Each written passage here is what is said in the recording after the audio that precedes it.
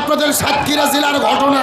গত 3 দিন আগে আলিপুরের চেয়ারম্যান আব্দুর রউফ সাহেব আমাদের প্রিয় ভাই কবির বিন সামাদ বক্তব্য দেওয়ার যেই বেটা বোকা চোদা তুই চুপ কর, একটা হত্যা করে বিদায় করে দিয়েছে। গত কয়েকদিন আগে যখন রাপা শহরে বোমা মেরেছে, ওই বোমার ধোঁয়া যখন আকাশে উত্তোলিত হয়েছেন, এই ধোঁয়ার সঙ্গে সঙ্গে মুসলমানের লাশগুলো আকাশে ওড়া শুরু করেছে। মনের মধ্যে বড় কষ্ট লাগে। মুসলমানদের দিনে দুপুরে হত্যা করে বিদায় করে দেওয়া হচ্ছে। তামাম পৃথিবীর 200 কোটি মুসলমান, আমরা নাকে শস্যের তেল দিয়ে ঘুম পাড়তেছি। 200 কোটি মুসলমান ঐক্যবদ্ধ হয়ে আল্লাহর নামের তাকবীর দিয়ে রাজপথে নেমে আমরা সুন্নতি তরিকায় যদি স্লোগান দিতে পারতাম, প্রসবও করতে পারতাম, ওই প্রসবের চোটে ওই হানাদার বাহিনীরা সাগরে নিমজ্জিত হতে বাধ্য হতো। কিন্তু আজকে তামাম পৃথিবীর মুসলমানের আমরা ঘুম পাড়তেছি।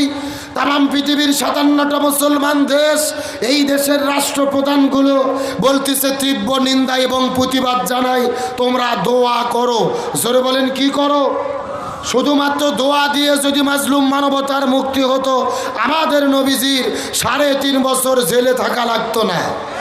শুধু দোয়া দিয়ে যদি মাজলুম মানবতার মুক্তি হতো, আমাদের নবীজি দন্দন মুবারক শহীদ করা লাগতো না। শুধু দোয়া দিয়ে যদি মুক্তি হতো, আমাদের নবীজি তায়েফের ময়দানে রক্ত ঝরানো লাগতো না। সুতরাং আল্লাহর কোরআন বলেছেন, ওমা লাকুম লা তুকাতিলুনা ফি সাবিলিল্লাহি ওয়াল মুস্তাদআফিনা মিনার রিজালি ওয়ান নিসাই ওয়াল বিলদানিল্লাযিনা ইয়াকুলুনা রাব্বানা আকরিজনা মিন হাযিহিল ক্বরিয়াতিজ যালিমি আহলুহা ওয়াজআল লানা মিন লাদুনকা ওয়ালিয়্যা ওয়াজআল লানা মিন লাদুনকা নাসীরা। আল্লাহর কোরআন বলেছে, তোমাদের কি হলো? নির্যাতিত মুসলমানদের শহীদ করে দেওয়া হচ্ছে, আর আল্লাহর কাছে ফরিয়াদ করে বলে, আল্লাহ এই মাজলুম জনপদ থেকে আমাদের মুক্ত করে দেন, অথবা একজন অভিভাবক পাঠান যিনি আমাদেরকে সাহায্য করবে। এই আয়াতের উপরে ভিত্তি করে আল্লামা তাকিব ওসমানী সহ তামাম পৃথিবীর সমস্ত মুসলমানেরা একতাবদ্ধভাবে ফতোয়া দিয়েছে, ওই নির্যাতিত মুসলমানদের পক্ষে দাঁড়িয়ে আমাদের জন্য জিহাদ করা বর্তমানে ফরজে আইন, ফরজে আইন, ফরজে আইন।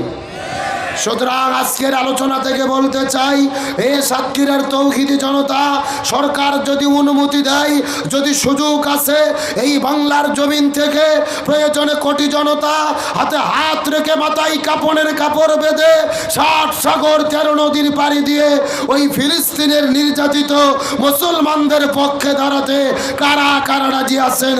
দুটি হাত আল্লাহকে তুলে দেখান। দেন একজন তাকবীর দেন দেখি।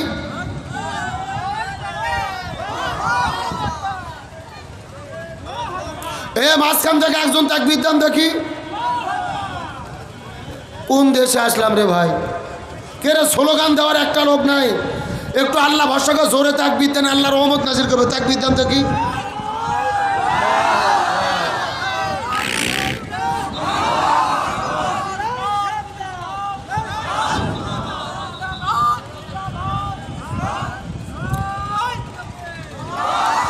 আল্লাহ কবুল করুক, বলেন আমিন। তাহলে চিৎকার করে বলেন, মাজলুমদের পক্ষে থাকার দরকার আছে না নাই? আরো জোরে বলেন, আছে না নাই? আজকে বলতে চাই, যেই যুব সমাজের ছেলে পেলে এত বড় মাহফিলের আয়োজন করলো, এই যুবকদের উদ্দেশ্যে কিছু কথা বলার দরকার আছে না নাই? আজকে আমরা এমনও সন্তান জন্মগ্রহণ এই পৃথিবীতে জন্ম দেই, যারা বিয়ে করার পরে স্ত্রীকে পেয়ে পিতা মাতাকে ভুলে যায়, এই রকম সন্তান আছে না নাই? গতকালকে একটা ভিডিও দেখার পর আশ্চর্য হয়েছি। একটা বাবার 2টা ছেলে, এই 2টা ছেলে বাবার ওপরে জমির সম্পত্তি ভাগ বাটোয়ারা নিয়ে বাবাকে পিটাইতে পিটাইতে মাটিতে ফেলে রক্তাক্ত করেছে। জোরে বলেন নাউজুবিল্লাহ। অথচ তার মাথার কপালের মধ্যে নামাজের দাগ। আমরা পরিষ্কার করে বলতে চাই, যেই সন্তান পিতাকে ধরে পিটাই আর পিতাকে রক্তাক্ত করে, ওই রক্ত শরীরের মধ্যে লাগাই, এই যুবকদেরকে বলতে চাই, যুবকেরা জেনে রেখো, তোমার পিতার একটা ফোঁটা শরীরের রক্ত তোমার জন্য জাহান্নামে যাওয়ার জন্য যথেষ্ট হতে পারে। যেই পিতামাতা নিজেদের জীবন যৌবন শেষ করে দেয় সন্তানের জন্য, অথচ সন্তান বড় হয়ে স্ত্রীর কথা শুনে সম্পদ ভাগ বাটোয়ারা নিয়ে যারা বাবা আমাকে পিটায়, এরা আর যাই হোক এরা কখনো জান্নাতি সন্তান হতে পারে না, এরা কখনো মানুষ হতে পারে না। আল্লাহর কোরআন বলেছে উলাইকা কাল আনআম, এরা হলো চতুষ্পদ জন্তু। আল্লাহর কোরআন বলেন বালহুম আদল, এরা শুধু চতুষ্পদ জন্তু নয়, এরা পশুর চাইতেও নিকৃষ্ট। গভীর মনোযোগ ভালো করে বোঝেন। রসুলের একজন সাহাবী হযরত আলকামা রাদিয়াল্লাহু তাআলা মৃত্যুর সময় উপস্থিত হয়েছে, কালেমা পড়তে পারে না। নবী বারবার কালেমার তালিম দিয়েছেন, কালেমা পড়তে পারে না। নবী বললেন খোঁজ নাও বাড়িতে কে আছে। সাহাবীরা বলে তার একটা বৃদ্ধ মা আছে। মা বলে আমার সন্তানকে ক্ষমা করব না, বিয়ে করার পরে আমার কথা শোনেনি, আমার বাবার কথা শোনে নাই। এই যে না শোনার কারণে রবির সাহাবী হয়ে মৃত্যুর সময় কালেমা পড়তে পারেনি। সুতরাং যেই ছেলে এবং মেয়ে পিতামাতার সঙ্গে বেয়াদবি করবে এরা বেঈমান হয়ে মৃত্যুবরণ করবে। এই জন্য রসুল বলেছেন তোমার পিতামাতা তোমার জান্নাত, তোমার পিতামাতা তোমার জাহান্নাম। পিতামাতার সঙ্গে যদি ভালো ব্যবহার করতে পারো তাহলে জান্নাত পাবে, আর খারাপ ব্যবহার করলে জাহান্নামে যেতে হবে। সুতরাং যুবকদের দু পায়ে হাত দিয়ে অনুরোধ করে বলি, পিতামাতার সঙ্গে খারাপ ব্যবহার করা যাবে? আরো জোরে বলেন যাবে? আর জমিনে যদি শান্তি পেতে চাই আলেমদের পক্ষে থাকার দরকার আছে না নাই? আর একটু জোরে বলেন। আল্লাহর কোরআন বলেছেন, রসুল বলেন আল উলামা ওয়ারাসাতুল আম্বিয়া, এই জমিনে আর কোনো নবী রাসূল আসবে না, আলেম গুণ হলো নবী গুণের ওয়ারিস। অথচ এই বাংলার জমিনে আলেমদের সঙ্গে বেয়াদবি করে এই রকম লোক আছে না নাই? সাতক্ষীরা মুসলমান, আপনাদের সাতক্ষীরা জেলার ঘটনা। গত 3 দিন আগে আলিপুরের চেয়ারম্যান আব্দুর রউফ সাহেব আমাদের প্রিয় ভাই কবির বিন সামাদ বক্তব্য দেওয়ার জন্য মাহফিলে বসে গেছে, বক্তব্য দিচ্ছে। এই আলিপুরের চেয়ারম্যান কবির বিন সামাদকে বলেছে, এই বেটা বোকা চোদা তুই চুপ কর, একটা কথা বলতে পারবি না, তোর চোখ মুখ বাষ্ট করে ফেলবো। নাউজুবিল্লাহ বলেন। এখন বলেন তো দেখি, আলেমদের সঙ্গে যারা বেয়াদবি করে এরা কি কখনো ভালো মানুষ হতে পারে? আল্লাহর কোরআন বলেছেন উতুল্লিম বাদা জালিকা জানিম, নিঃসন্দেহে যারা আলেমদের সঙ্গে বেয়াদবি করে এরাই হলো পিতৃ পরিচয়হীন অবৈধ জারদ সন্তান। সুতরাং এই ভূমিদস্যু আব্দুর রউফ চেয়ারম্যানকে বলতে চাই, তোমাকে আলেমদের কাছে ক্ষমা চাইতে হবে, নতুবা সাতক্ষীরার কোনো আলেমের দ্বারা তোমার জানাজা হবে না। আজকে আমরা সাতক্ষীরার মাটিতে দাঁড়িয়ে গেছি, আব্দুর রউফ সাহেবকে বলতে চাই, তোমার কত পাওয়ার, তোমার কত ক্ষমতা, আজকে মাহফিলে আসো, খেলা হবে। এ কথা কর না কা? আমরা আলেমদের পক্ষে খেলতে চাই কি চাই না? পরিষ্কার করে সাতক্ষীরার জনতাকে বলি, এর পরবর্তীতে গত 16 বছর আমরা দেখেছি, আমরা বক্তারা কথা বলতে গিয়েছি, মাইক কেড়ে নেওয়া হয়েছে, মাহফিলে বাধা দেওয়া হয়েছে। এখন নতুন করে মাহফিলে যারা বাধা দিতে আসবে সামনাসামনি ধরে এদেরকে জুতো পিটা করতে হবে, এদেরকে বাধা দিতে হবে। আলেমদের বিরোধিতা যারা করবে পিঠের চামড়া থাকবে না। আমরা দেখেছি সেনাবাহিনী তাকে গ্রেপ্তার করেছিল, সে হলো ভূমিদস্যু, গরিব দুঃখীদের বাড়িঘর দখল করে নিয়েছে।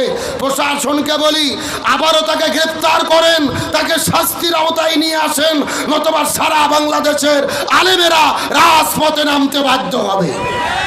আমরা আলেমদের সাথে আছি না নাই? আরো জোরে বলেন আছে না নাই? আমাদের কোরআনের পাখি শহীদ আল্লামা দেওয়ার হোসেন সাইদি অর্ধশত বছর ধরে কোরআনের মাহফিলে যিনি আলোচনা করেছেন, যার আলোচনা শোনার পরে হাজারো মানুষ কালেমা পড়ে মুসলমান হয়েছে। জেলখানায় বন্দি করে ইঞ্জেকশনের সিরিজের ভেতরে বিষ ঢুকাইয়া আল্লামা সাইদিকে পরিকল্পিতভাবে তারা হত্যা করেছে। আর একটু জোরে বলেন। তার বাস্তব প্রমাণ হলো কোরআনের পাখি আল্লামা সাইদিকে হসপিটালে ভর্তি করে যেই ডাক্তারকে চিকিৎসা করার দায়িত্ব দিয়েছিলেন তার নাম ডক্টর মোস্তফা জামান। এই ডাক্তার কোন ডাক্তার? যেই ডাক্তার 2013 সালে শাহবাগের গণজাগরণ মঞ্চে দাঁড়িয়ে স্লোগান দিয়েছিল, সতে সাইদি তুই রাজাকার, তুই রাজাকার, রাজাকারের ফাঁসি চাই। যেই লোকটা আল্লামা সাইদির ফাঁসি চাইলো ওই লোকটাকে দিল চিকিৎসা করার দায়িত্ব।